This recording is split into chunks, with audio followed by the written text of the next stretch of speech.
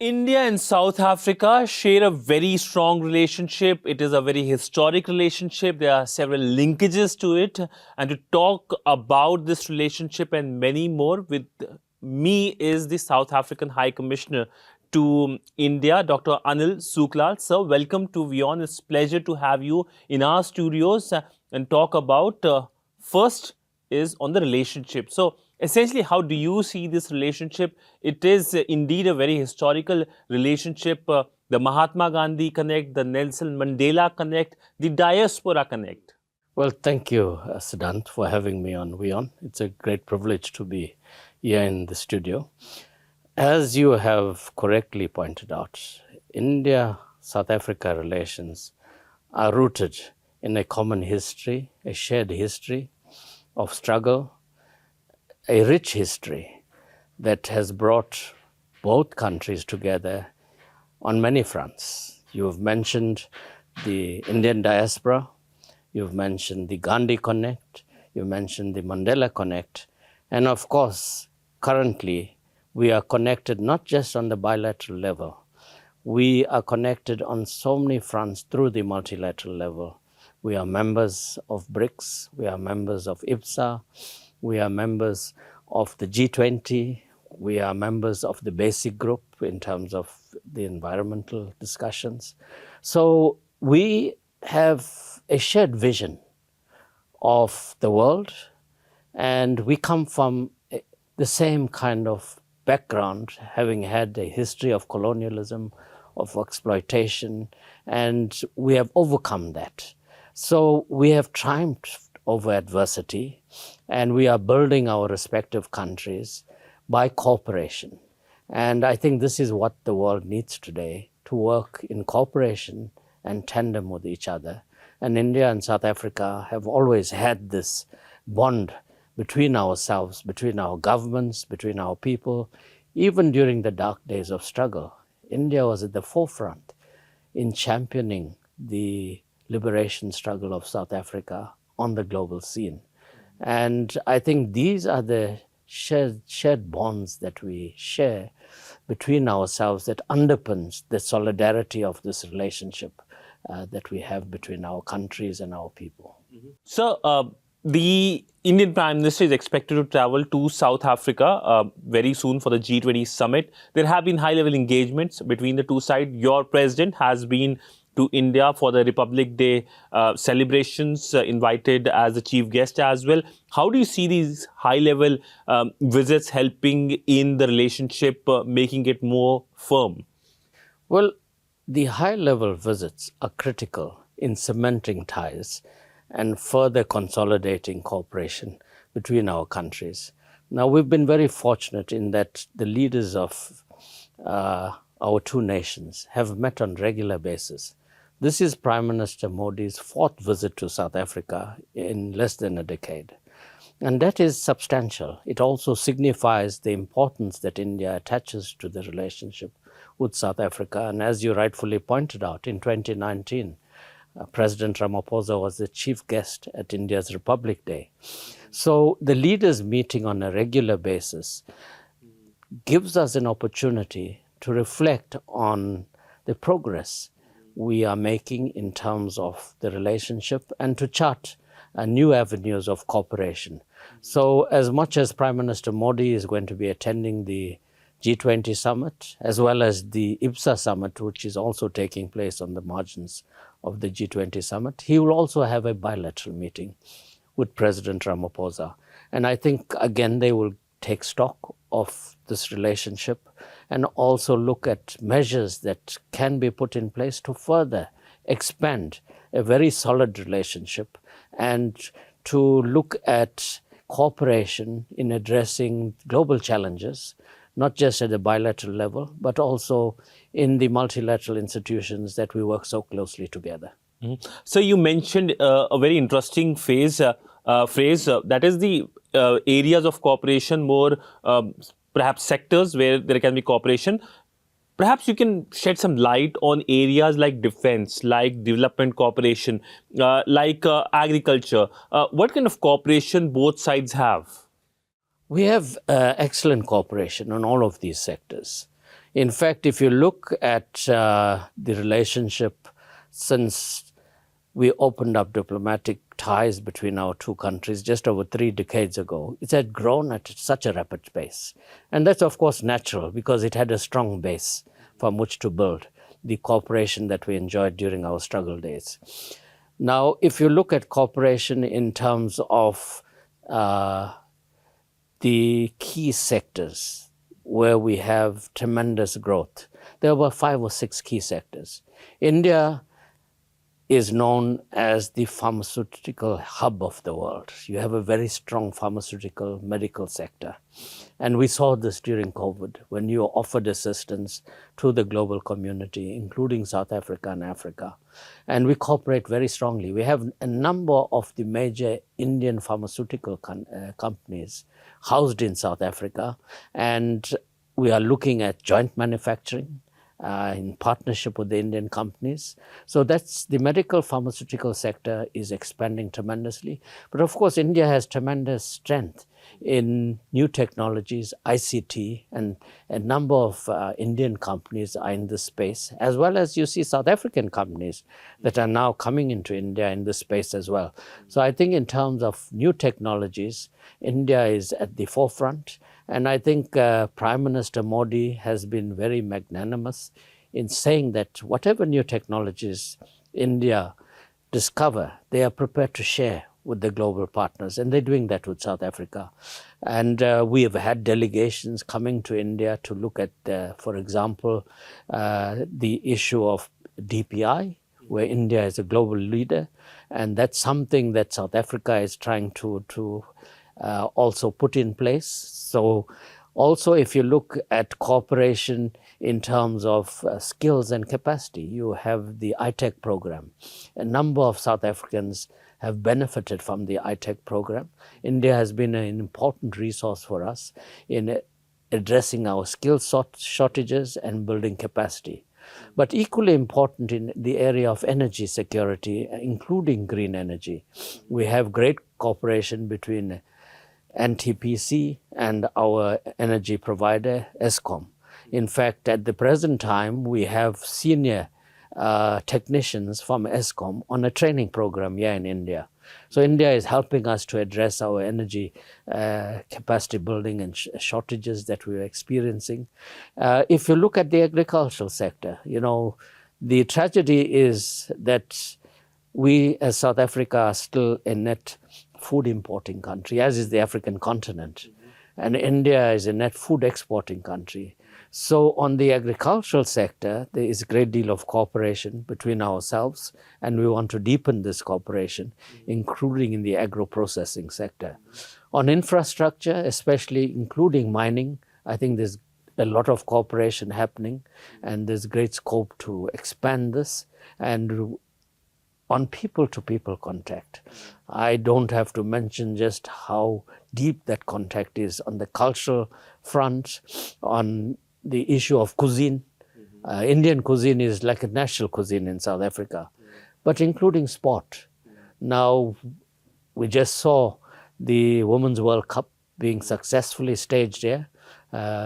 Unfortunately, you beat us.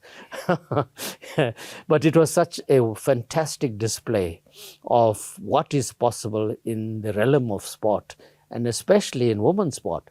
I think what the World Cup did, not just for the game of cricket in India, but I think globally, it's also inspired the women cricketers in South Africa in terms of what is possible in this. And sport has been such a major force of nation building in South Africa. And I think today, sport is one of those areas, including culture and art, film and music, that brings people together in a world that is unfortunately very divided. But it is these elements that strengthen cooperation and linkages. When you have deeper understanding between the peoples of a country, the political divides that exist become softer and easier to resolve.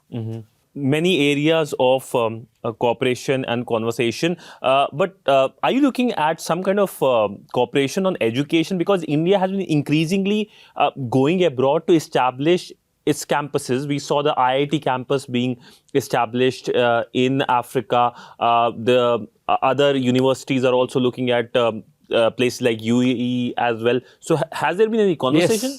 Yes, education is a very important area of cooperation. In fact, I've raised with MEA when the first IIT was established in Zanzibar about 3 years ago. And I spoke then to MEA to say, why don't you also bring a similar model to South Africa? Because that is our need.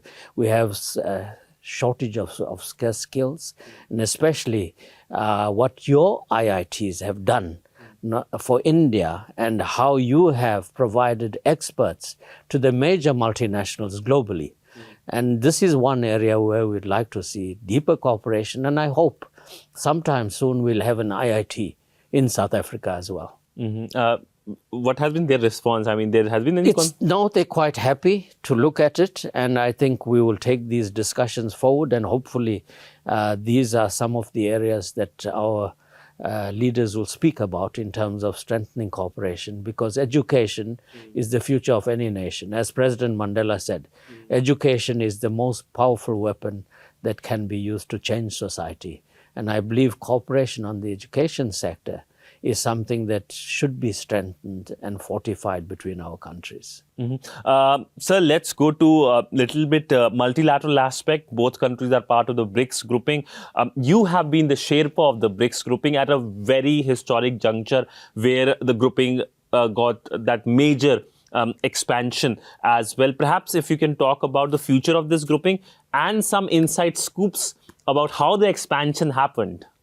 Well, look, I think first and foremost, I was reflecting on the fact that BRICS started as an informal gathering of foreign ministers way back in 2006.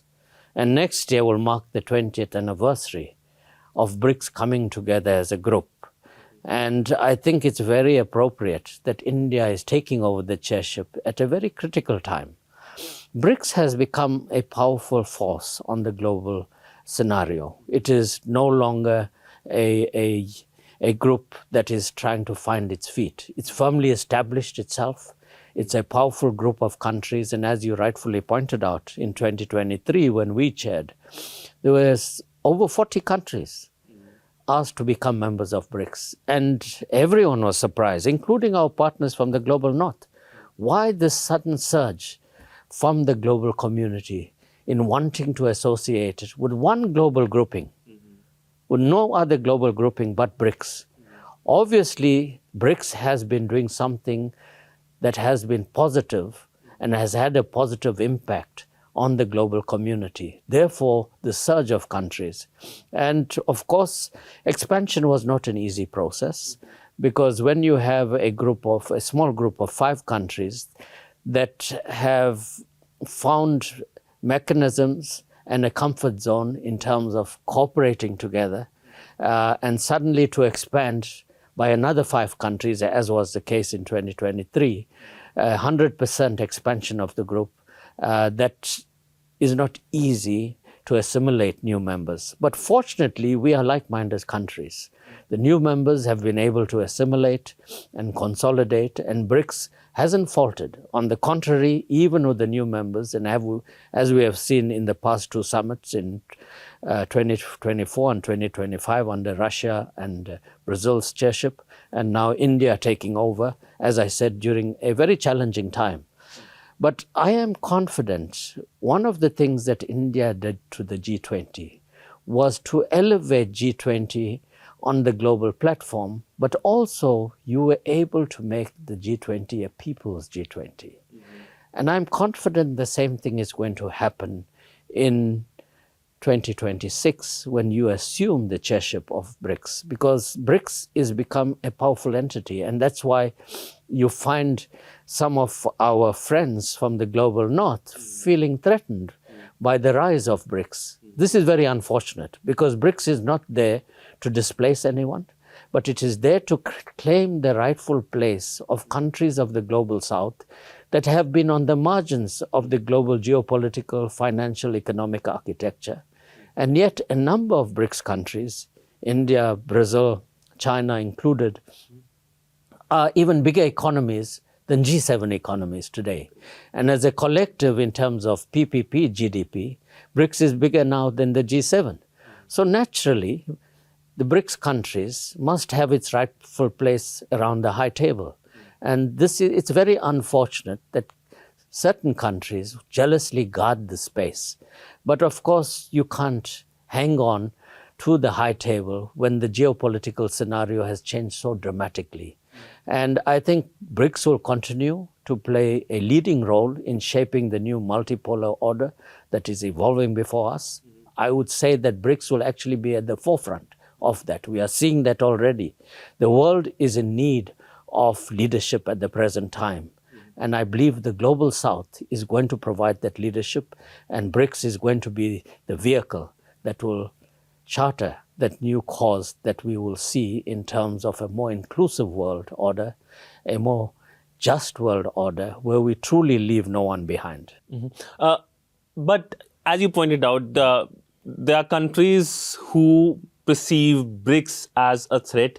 And the President of the United States have been particularly singling out BRICS in terms of the grouping, saying that the tariffs will be imposed on these countries. What's your sense like why Donald Trump is trying to single out BRICS? What's the worry the West has when it comes to this grouping? The rise and the power BRICS has today on the global scenario, not just its political importance, but also the gravity it has economically, the gravity it has in terms of new technologies.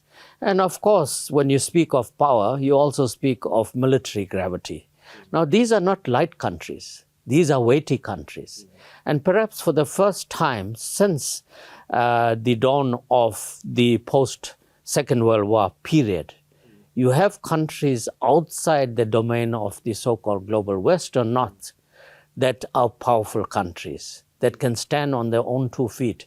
No matter how much you politicize or weaponize trade through tariffs, that's a short-term issue. It cannot endure because we live in an interdependent world today where trade is interrelated and interlocked, and we have to cooperate with each other. Gone are the days where one country can dominate the trade space or the investment space or any other space of development. Those days are over, because if you look at what is happening in the world economy today, the fastest growing economies of the world today are coming from the global South. And that is what is sustaining and underpinning global growth. Secondly, your major consumer markets today are no longer in the North. They in the global South, markets like in India and China and Brazil and Africa, the African continent. There's a scramble for all of these countries to want to have more deeper trade with us, because that's where the markets are and that's where growth is. And of course, this is what BRICS has been saying. Let's grow together, let's prosper together, and let's not exclude anyone. So exclusionary politics and weaponizing aspects of trade in order to jealously guard your space is going to fail. That's not going to succeed. And therefore, we have to, as South Africa has said in the theme of our G20 presidency, we need global solidarity because the world is fracturing. We need to come together. We need to address issues of equality. The Gini coefficient, not just within countries, but globally, is on the rise. And more people are being pushed into poverty, and yet the world is prospering. And of course, sustainability. Ultimately, we speak about sustainability in all of its aspects. And that's a responsibility of the global collective. By staying away from COP30, you are not solving the problem, you're creating a problem. By staying away from G20, you can be part of the solution in being around the table, in providing solutions to the challenges we face and charting jointly a way forward. By being absent from the table, you are actually the poorer. You mentioned about G20. My next segment of the interview, the podcast, is on G20. You're going to host the G20 summit in next few days. The first simple question is, what's the focus like? What will be the main agenda for South Africa when the world leaders gather in your country for the G20 summit? Well, let me say that this is a historical moment, not just for South Africa, as the only African member state in the G20, but for the African continent. I think symbolically this sends out a very powerful message that Africa is capable of showing leadership and that Africa is an integral part of the global community. So from a symbolic point of view, having the most powerful global platform assemble in South Africa for the summit, that's, I think, a major boost for the African continent, and I think it's also a major boost for the Global South in terms of showing that the Global South can provide leadership and that an African country can be at the forefront of this. So that's from a symbolic point of view. Now, to look substantively at the issues on the table. Now, as you know, the G20 is about continuity. And we've been very fortunate. Since 2022, we have had 4 successive Global South countries leading the G20 under the most difficult geopolitical challenges that we have faced. Since 2022, there is Russia-Ukraine situation, the Gaza conflict, still dealing with the repercussions of the post-COVID era, and a very sluggish global economy. And of course now a greater challenge, the challenge of the weaponization of trade through tariffs. But what we have shown from Indonesia's presidency through India's and Brazil and now South Africa, that the Global South can provide solutions and can lead. And this is what we have demonstrated. And I'm sure that the Johannesburg summit will be highly successful. The G20 has become a powerful global platform, a platform for global good. It is the only platform that brings the most influential countries of the world under one umbrella, the global North and the South, to work together, to collectively address our challenges and to jointly seek opportunities to move in a positive direction. We have seen since the first summit took place in Washington in 2008 that the G20 has been a positive force. And we're coming to the tail end, the last of the first cycle of summit in South Africa. One of the things that we will do is produce a report of the G20 at 20. What have we achieved these past 20 years, and how do we collectively chart a new roadmap over the next 2 decades of G20 cooperation? And if you look at the substantive issues that we put on the table, they're nothing new. They are a continuity of past G20 presidencies, including India's, the issues that I have spoken about of inequality. One of the things our president did was to appoint an extraordinary committee of experts to look at global inequality. And they produced that report, which was handed over by the chair of the committee, Professor Joseph Stiglitz, a well-known international economist, to President Ramaphosa last week. And that report is very revealing. The report demonstrates that 83%, nationally, 83% of countries, we have seen a rise of global inequality. And this represents 90% of the global population. And the Gini coefficient in these countries is at 0.4%, which according to the World Bank definition is the basis on which to measure inequality. What we've also seen, and that is why South Africa has food security as one of our priorities, that 1 in 4 individuals globally experience moderate to severe food insecurity. And a further 335 million people are now suffering food insecurity post the COVID period. And this again demonstrates the gap between the rich and the poor. It's getting wider. The report also points out that between the period 2000 and 2024, that 41% of new wealth in the world has been accumulated by 1% of the population. And the bottom 50% of the global population during the same period has only accumulated 1% new wealth. Now, this is very unfortunate. And these are the issues that the G20 are grappling with, and that we are hoping that we'll have substantive outcomes. One of the recommendations is perhaps we need a permanent global panel on inequality. And I think it's one of the positive recommendations. Now, if you look at the other priority area, and this perhaps is new in the G20 agenda, is the whole area of AI, data governance and innovation for sustainable development. Now, of course, AI today has become a powerful tool with so much of possibilities for positive developments for humanity. But it also has a converse side that can impact very negatively. How can we as a global community work together to ensure that AI is underpinned by some moral and ethical platform, while harnessing collectively the positive dimensions of AI to address the challenges? The other key area, today critical minerals is the talk of the town. And we are seeing this, that every country there's a scramble for critical minerals because of the impact it has in terms of our transition from fossil fuels to green technology.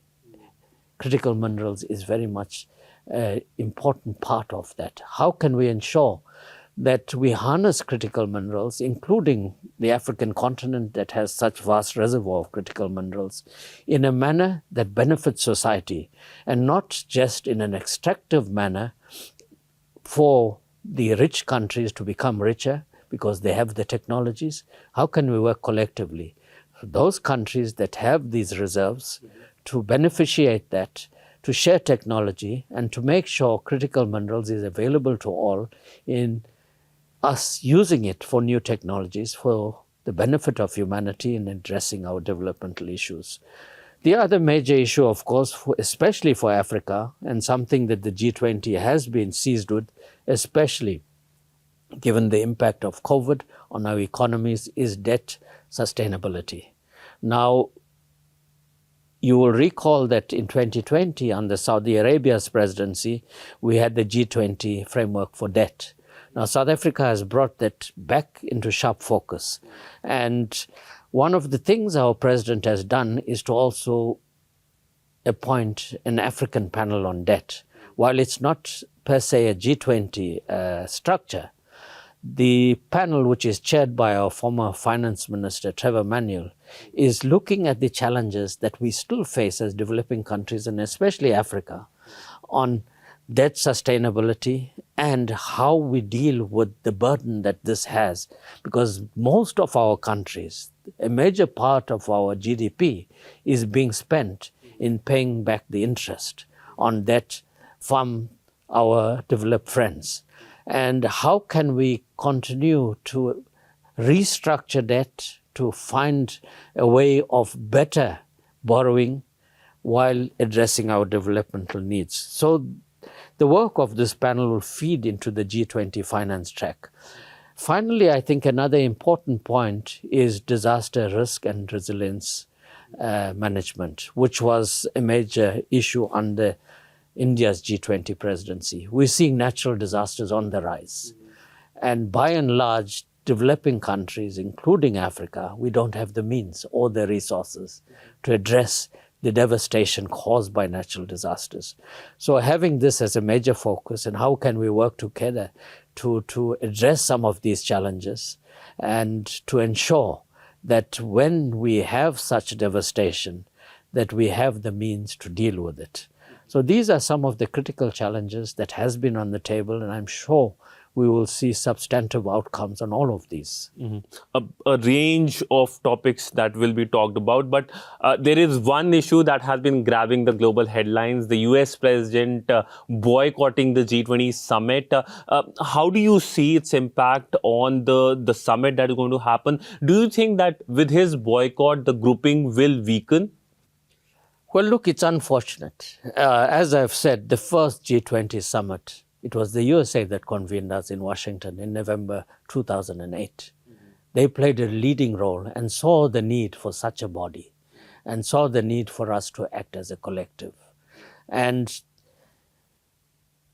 it's unfortunate that as the most powerful global economy, that we don't have the USA around the table. Yes, it will hurt the G20, but not at the level where that it will undermine the outcome of the summit.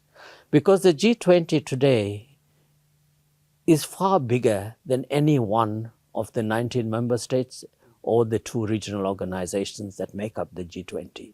It is not dependent on any one nation to succeed. The G20 has been and continue to be a collective of countries addressing our common challenges and working together in an inclusive way. So if one country is absent from the table, it doesn't mean the whole table is paralyzed. Yes, there's a gap there. But you have 18 other countries and 2 major regional organizations sitting around the table, working together in tandem. So I actually think it's a lost opportunity that the USA is not around the table. We would have liked to have them around the table. South Africa welcomes the whole world to the G20 summit. The invitation is still open. But I can assure you, we'll have a substantive summit because we have the full commitment of all G20 members that are attending, as well as all of the heads of the major multilateral institutions that are part of the G20, and all of the guest countries that are so keen to be around the table. So you have a gathering of the major global players in Johannesburg in the coming days, and the outcome will resonate on the global community, irrespective whether one country is missing or not. It's not going to take away from the substantive nature of this meeting and the positive outcome that will come from it. And as I have said, the G20 today is too big to fail. No one country can trip it or collapse it. While one country is boycotting it, the US president is boycotting it, the Indian Prime Minister will be there. The Chinese President Xi Jinping is expected to be there. How do you see countries who are part of the global South, big economies, attending it? Do you see it as a continuous show of solidarity, the South-South solidarity with South Africa, when we have seen the US President literally having a breakdown when it comes to the relationship with South Africa? Well, look, South Africa has strong relations with the global South. South-South cooperation is embedded in our foreign policy. In fact, it has been embedded in our foreign policy since the dawn of our democracy under President Mandela. And it has been a solid pillar of cooperation for us. And we know that we can count on the entire global South to support South Africa. And we're seeing it. Countries like India, China, Brazil, and the global South as a whole. And not just the global South. I must say that an important pillar of our foreign policy is strengthening North-South cooperation. And we have excellent relations with the entire global North. And that is why you will see all of the leaders of the G20 from the global North, with the exception of one, are quite excited to be part of the summit because they recognize the importance of the African continent. By you not being present at the summit in Johannesburg, it's not just a snub to the G20, it's not just a snub to South Africa, it's a snub to an entire continent of 1.45 billion. And that's how the African continent sees it.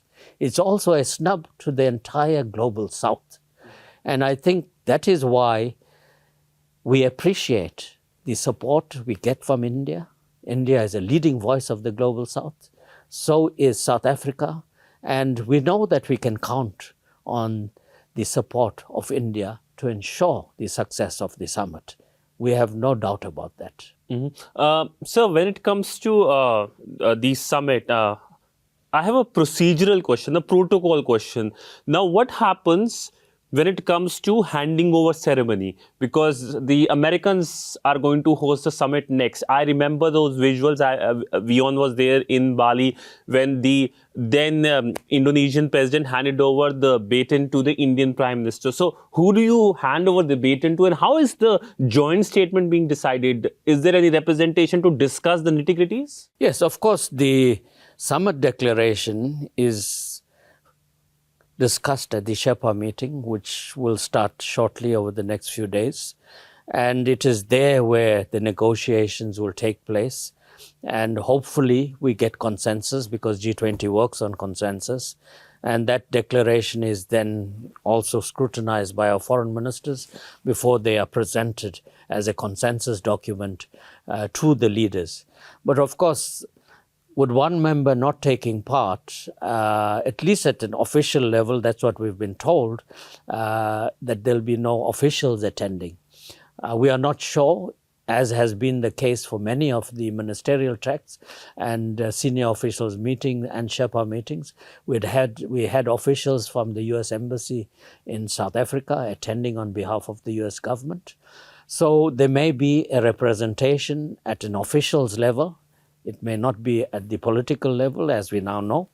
And as has been the established tradition in the G20, when at the end of the summit, the current chair hands over the gavel symbolically to the next chair. It's a symbolic handing over.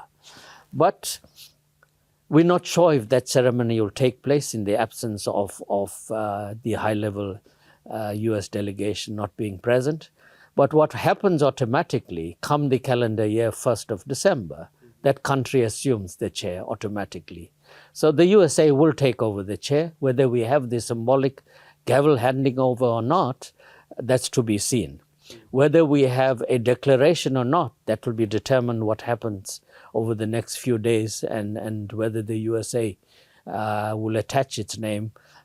In its absence, that's going to be one of the challenges. But I must point out that we already had precedents with the smaller grouping, the G7.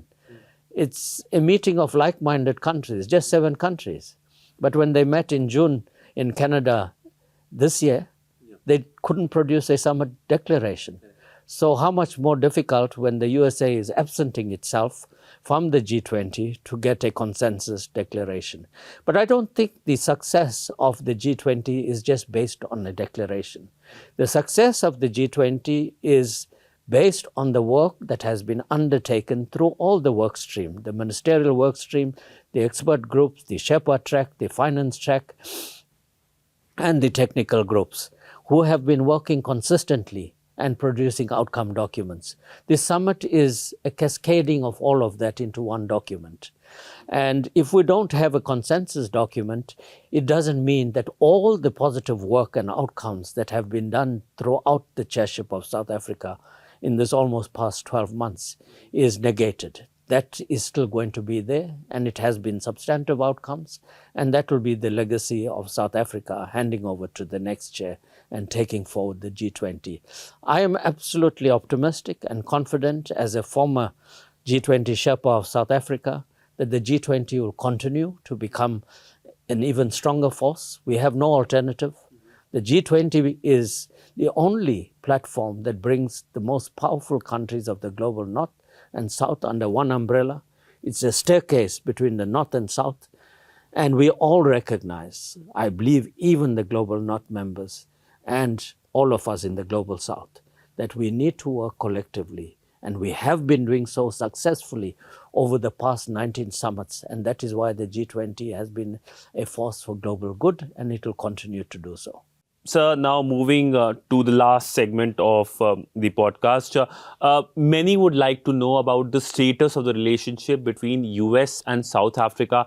We have seen a lot of public bickering, especially started by the US President Donald Trump. We have seen those visuals from the White House meeting as well. And how do you see the parallels when it comes to the US President Donald Trump treating India and other global south countries in a similar manner as well? We know relationship between India and the US are not at very positive or happy level, primarily because of the tariffs that have been imposed on India? And similarly, Donald Trump has imposed tariffs on your country. Well, I think first and foremost, Siddhant, it's important to understand how relations are conducted. Relations are conducted at the bilateral levels, not just between governments. It is between states. We established diplomatic relations with India in 1994. We've had changes of governments on both sides, but that relationship endures. Our relationship, likewise, with the United States go back to the dawn of democracy. We've enjoyed excellent relations with all of the administrations since 1994.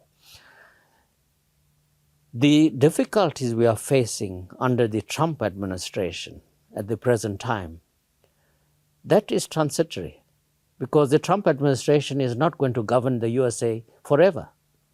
That administration may have some challenges which they have created in terms of the bilateral relationship with South Africa. But we are confident this relationship will come back on track. Post the Trump period, the USA-South Africa bilateral relationship is still going to be there on that solid platform that has been built over the past 30 years. Now, by specifically targeting BRICS countries, like India, you have 50% tariffs, like ourselves, 50% tariffs, so does China have high levels of tariff, and Brazil. And I think it's the insecurity of those countries that has dominated the global space on all fronts, not just the economic, the financial, the political, technology, military dominance. That period is coming to an end because of the rise of the global south. And you can't stop that rise. I mean, if you look at prior to 1810, the two largest global economies for almost 2,000 years was India and China. So what we have post 1810 to the present time is an aberration of global history. The rise of China and India cannot be prevented. All predictions are that these will become the two most powerful economies at the turn of the century, but of course long before that. But the difference is that when countries of the global south rise, they've had a history of subjugation, colonialism and abuse, just like South Africa's. And I see so many similarities here. You know, during the last days of apartheid, the white apartheid regime felt very insecure, very anxious in terms of what will happen to them in a democratic dispensation. Will the majority black government that would naturally come into being treat them in the same way that they treated the majority community during the days of apartheid? But what did you see? South Africa, we came together through national reconciliation, and as President Mandela said, as I walked out of prison, I realized one thing. If I carry all the hatred and grudges of what happened to me during the past 27 years outside the gates of the prison, then I will still be in prison even though I'm free. He left all of that behind. He extended his hands of reconciliation. And that is why we have such a vibrant democracy today. South Africa is one nation today. The anxiety that you are experiencing is the manner in which our partners from the global north colonized us, put us into slavery, and marginalized us, and dominated in a very selfish way the global economic space, financial space, and relegated us to the margins. We're no more in the margins, we're at the center. And it's an unfortunate anxiety because, as we have shown in BRICS, BRICS is not a counterweight to any other grouping. BRICS is about creating a better, more inclusive world and getting justice for the majority community. Close to 88% of the global community lives in the global south. And we have been at the margins of global decision making. So I am confident that all of this unfortunate steps being taken to demonize BRICS, to have punitive measures against countries through extreme tariffs on false pretenses in terms of the skewing of trade, is because of the anxiety that these countries and these leaders have in terms of this new world order, this multipolar world order that is currently evolving, and that's going to be the reality of the future. Countries of the global south are going to be bigger than economies of the global north. That's the reality. Mm-hmm. So my last question to you, it's a bit personal question. You have strong historic linkages with India personally. Your family was from India. You're a South African national today, a very proud South African national who has represented his country at various forums, a famous South African diplomat, but you're here as the country's High Commissioner. Have you visited your village? How do you see being represented of your country in a country which was the land of your ancestors? Well, I think I'm very fortunate. I must have had some good karma in my past life, in the sense that, as you've pointed out, I am very proud of my African roots. Africa flows through my entire being. At the same time, I'm equally fortunate in that India also flows through my entire being.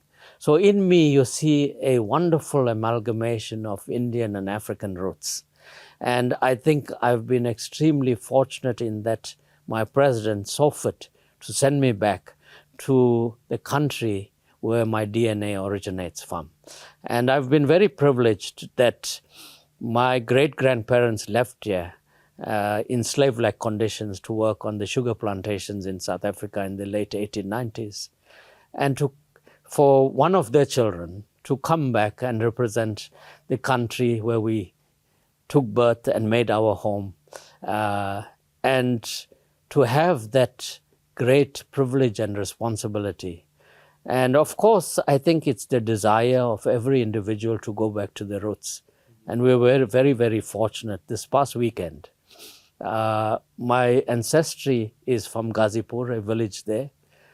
And it's for the first time that anyone from my family went back to Ghazipur.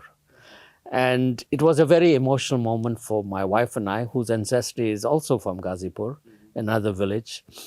And we visited this village. Of course, we don't know people there because we've lost touch.